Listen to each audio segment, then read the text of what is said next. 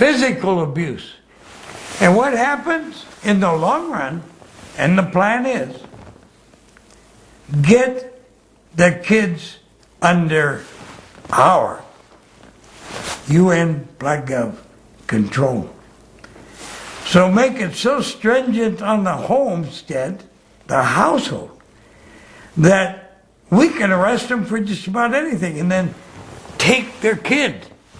That's what they want. And then they'll train the kid in the way they want. The master's armies, our little children, growing big. And because you daddy or you mama had yelled at them, they now have people that don't yell at them, but love them and teach them in love. And teach them to hate anybody but them. This is a Gestapo type thing. It really is. I'm sorry, it really is. When I think it was Clinton, was president, there on the front page it said, I'm writing the headlines, I'm trying to remember the exact, I can't remember it. But it disappeared. It was one day. And it disappeared. Wanted to take foster children and put them in UN care. Isn't that sweet? Now they're trying to make foster children and then put them in UN care. And you will bow down to these little kids growing up like brown shirts of Germany. Or the killing fields of Cambodia. Kids killing the adults and stuff. Kids into control. Right now it's making it very legal and very, very easy for the children to be in control. Our courts, in the vision, I didn't write that down. Holy mackerel.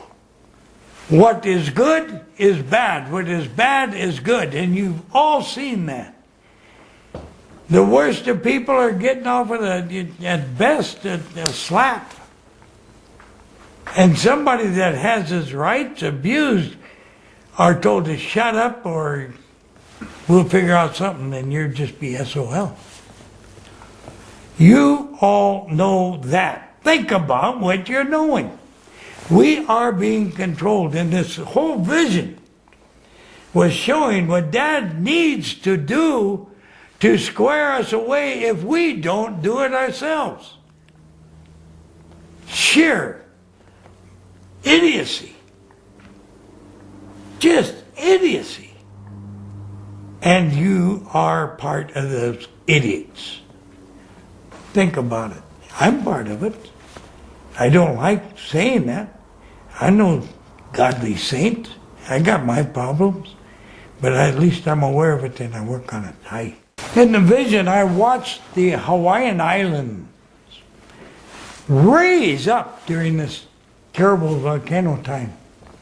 I mean, it grew in size. And surprisingly, most of the islands I did see in the world, islands just covered with water, sank. Not the Hawaiian Islands. But at the same time, I was showing a younger governor.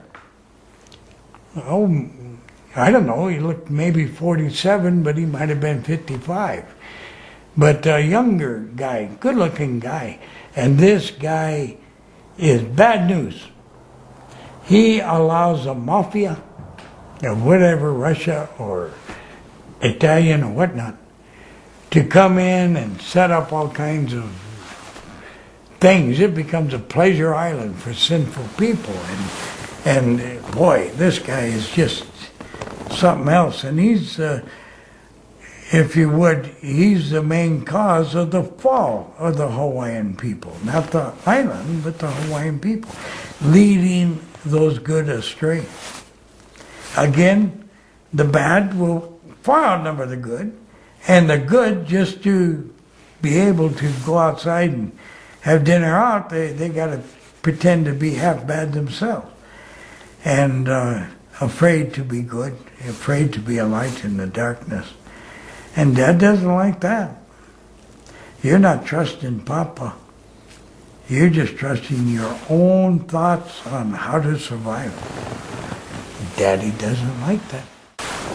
I saw a great, like flat land underneath the Seattle Puget Sound water area. Like that. And like it's all carved under by water. So here's this big, thick hunk of land. Break towards the shore. And go like that. And as it went like that, it went like that. Scoop it. And the ocean and stuff, you know, is up. It has to go up. And it goes up and up and up and up. And it wipes out Seattle. It wipes out the higher west coast. I don't know about Alaska, but Seattle, Everett, and stuff like that, down towards Oregon. I don't know how far down towards Oregon this happened, but I saw it happen here. The shelf breaks off.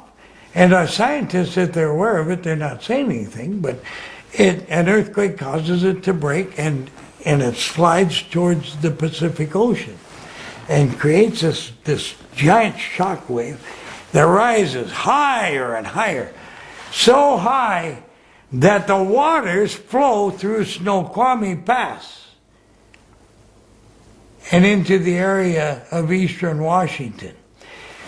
And then down there, the land that I'm at is pretty high.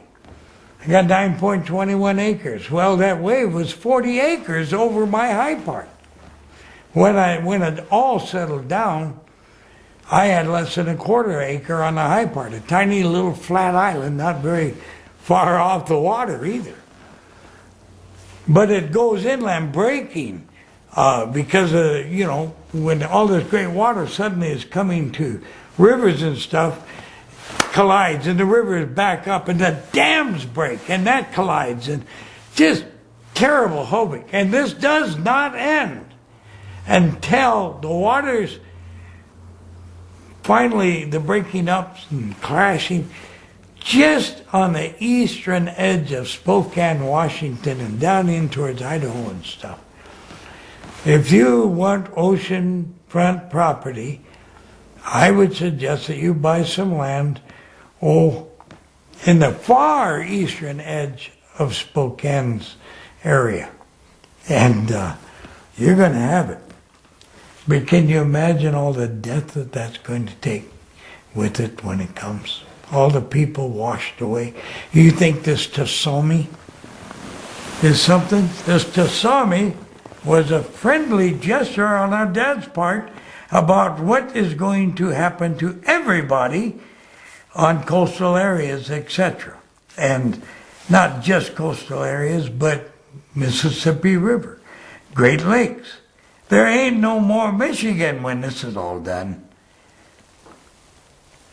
Not much of any area over there is above water, down into Ohio and lower down. Our earth is going to change so drastically, it's unbelievable. Is it going to be because of this one shelf breaking? That's just part of it. But just because you decide to live out there next to some lovely little flotsam of a creek or a river, instead of on the East Coast or West Coast, and say, see, I'm safe. Buddy, I tell you the truth, that little meandering creek is going to get dang big when all of a sudden the floods come and the waters have to stop. And as they stop, there's nothing stopping the background from pushing forward, but it can't go forward, so it spreads out. Our land is just, I tell you, when everything is over, everything is over. There's, at the very best, 1/2 of America from the Canadian border on down to Florida and stuff, still in existence where a man can walk without getting wet. Our land is something else. I saw in the Great Vision a giant mountain-sized meteor coming. I guess it's a meteor. It was burning and it was hot.